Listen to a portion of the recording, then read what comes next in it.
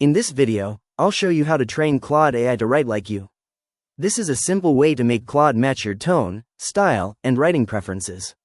To begin, I'll make sure I'm already logged into my Claude account and on the main Claude screen.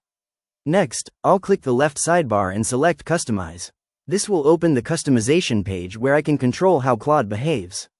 From here, I'll click Skills. Inside the Skills section, I'll click the plus icon at the top. A menu will appear, and I'll select Write Skill Instructions. Now I'll create a custom skill that reflects my writing style. First, I'll enter a name for the skill. Next, I'll add a description explaining what the style is about. Then in the instructions section, I'll paste examples of my writing or describe my tone. For example, I might write, use a clear, simple tone with short sentences and a conversational style. Once everything is set, I'll click Create.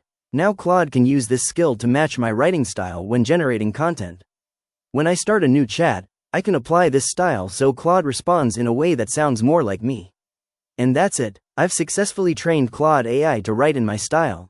If you found this tutorial helpful, please consider liking the video and subscribing for more quick AI tutorials and guides.